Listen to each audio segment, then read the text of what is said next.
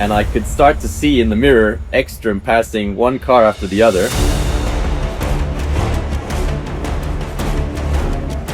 Suddenly I look in the mirror, he's gone. Jeez, if this goes safety car, this could be really good. Another corner later, the radio goes open and all I hear is... And that's for the net lead of the race. There's about 2 inches between them. Brilliant stuff. What a battle this has been.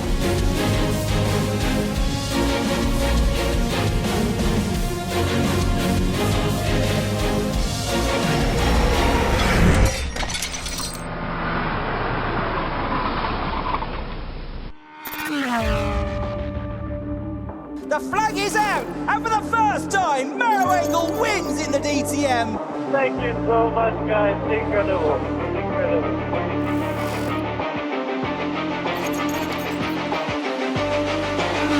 Hi, I'm Maro Engel from Germany, born in Munich and currently living in Monaco, which is where I spent most of my childhood and my life, so it's home for me.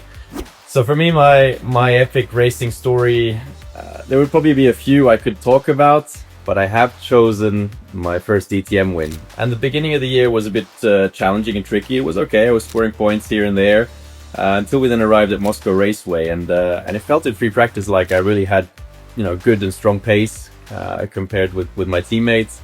And I was looking forward to qualifying. I had a decent first run in qualifying, so I was looking forward to the second run. I don't remember exactly what it was. There was some mix-up with the tires that happened in the second run, so we didn't get a proper second run, and so I ended up P18, which I think was last at the at the time in qualifying. And I remember myself sitting on the grid, and as it so happened, the finish line in Moscow Raceway is exactly after that last 90-degree left-hand corner, and P18 is exactly where the finish line is, which in turn is exactly where the podium is. So the podium is a little bit elevated on the left. So I was standing there, last row of the grid with my crew, with my guys, and amazing guys, and looking to the left, and I looked at the podium like, geez, am I ever gonna see that podium from the top at any point in DTM? It's like, it just doesn't seem to be clicking and working for me. So we start the race. I think I had a decent start, whatever, made up 2 or 3 positions, nothing major. The team would decide the strategy, and so they decided for me that I would go on the early strategy and cover off the bases in case there's a safety car. At the time, the regs were that if there's a safety car, pit lane gets closed. So basically anyone who pitted before the safety car is a big winner in that scenario. So sure enough, whatever it is, lap 2 or 3, I come into the pits, do a good pit stop, 2 or 3 others do the same. As into the pits, we have 4 cars coming in, and one of them is Marco Wittmann, the reigning champion. Duval comes in, Engel and Blomqvist as well. I think it was 2 or 3 laps later, so around lap 5, Maxime Martin's car came to a halt, and he was on fire actually, and I'm thinking, geez, if this goes safety car, this could be really good. A couple of corners later, I see on the driver ID safety car, and I'm thinking, yes, okay, this is good for us. Safety car out, pit lane shut, and this is going to bunch them all up. Good news for those, of course, that have made their pit stops already, because that, half a lap that they lost when they came in to make their pit stops, they have now completely gained back. And I quickly realized, I think that I was 3rd or 4th of those, so other guys ahead of me in the grid, in the pack, had pitted before. So I thought, okay, if I can get past these guys, then we've got a real shot at least the podium, maybe even a win. Even thinking that it should be smooth sailing, because everyone ahead of us has got a pit stop to do, and you lose 25 seconds or 20 to 25 seconds depending on the track, and it should be smooth sailing. So sure enough, we start, and on the restart lap I raced, I think it was Duval, really hard, so several corners side by side, and both of us knew what the opportunity was. Got past him, and then moved myself into what was effectively a net second behind Wittmann. And then I got to Wittmann. At the time we had the DRS available, and we had a certain amount of DRSs we could use. So it was about when to use it, and then you'd have these DRS trains. So if someone was in front of you, but he was close enough to the guy in front of him, then everyone would just sit in that train. So I remember trying to play it a bit tactically, save my DRS a little bit, and I managed on one or two occasions not to use mine and not to lose the place to Duval. And then eventually the guys in front slowly sort of peeled off into pit lane. And one other thing which was important at the time was radio communication from the engineer to the driver was forbidden. To stop any team orders, it was completely forbidden to speak to the driver.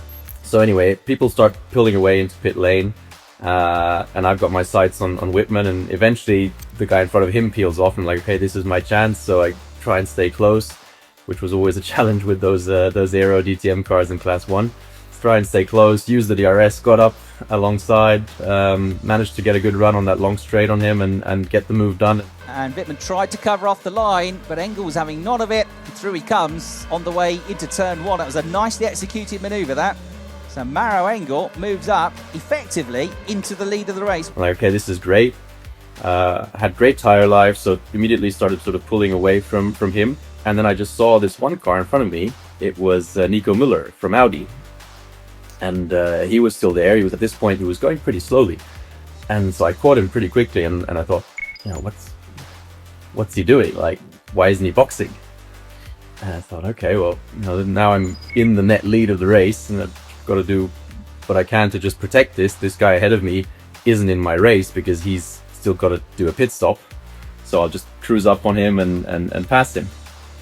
And for some reason, and I still don't know how, he obviously had instructions to just go extremely slowly to help out the first of the guys who had done a pit stop after the safety car, which was Mattias Ekström, who was racing at the time for the championship and probably leading the championship, and just slow us, group of drivers that had pitted before the safety car, slow us as much as possible so that Ekström on fresh tires could come up and pass us. Müller will be serving all the other Audis, including Ekström at the front of the field, well, if he can hold up as long as possible and for as much as possible these 4 cars that have made their pit stop. So Müller with a rear gunner job to do here, trying to fend off Wittmann, Engel, Duval and Blomqvist. I have to say he did it in a very, very good and clever way. So he was slowing like by 2 or 3 seconds, but he was doing it in places where it's impossible to overtake. And just in time before the back straight, he would get enough of a gap that even with DRS, I couldn't overtake it. But he can't get through. Müller holding on to the position into turn 2, the left-hander they go. Dropping down to second gear now, and still no way through. Frustration this. Wittmann had the frustration, Engel's got it now. Position, Maro Engel all over the back of Nico Müller on these older tyres. Nico making that car wide. So I knew I had to be very careful, and I had a few goes and got side by side with him a few times, and he pushed me right to the limit of the track. I think there was even a little bit of contact. After about 10 laps, it wasn't fun anymore because he cost me so much time, and I could start to see in the mirror Ekström passing one car after the other. So it was no longer Wittmann behind me. It was I think it was Spengler behind me who'd made his way up, and then eventually Ekström was getting bigger and bigger and bigger in the mirrors, and Müller was still there, and I'm like, Jesus, when are they going to pit him? And especially, how does he know that was his, you know, how does he know this is what he has to do when there's no radio communication? And luckily enough, he eventually then pits. Here we go again then, down this long back straight. Finally, Nico Müller goes in, so this is the battle for the lead.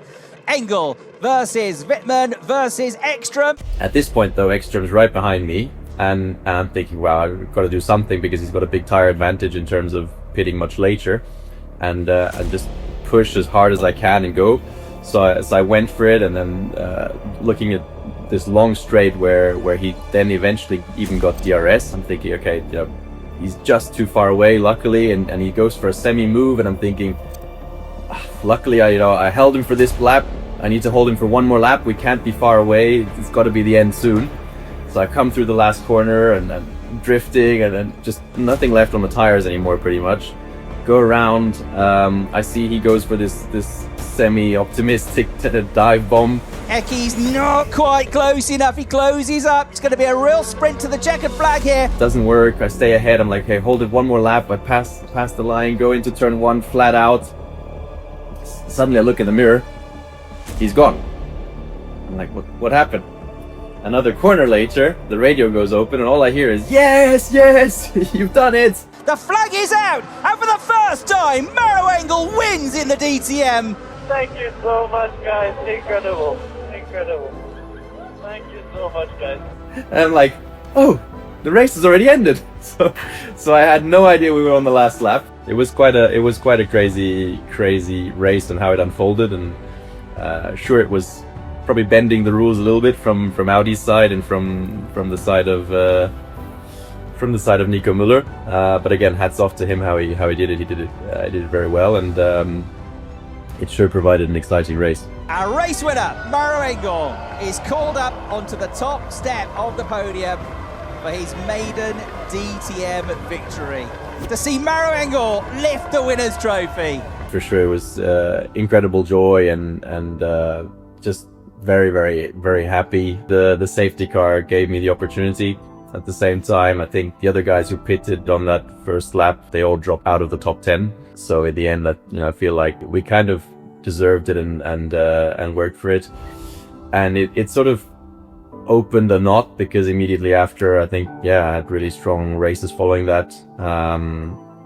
So it was a special moment and special celebrations. Probably the only downside was I would have loved to have gone out with my crew and my team in the evening. But since the track was so far outside of the city at the time, there was no way to really have a drink with the crew. We had a beer at the track, and it certainly is a special memory for me.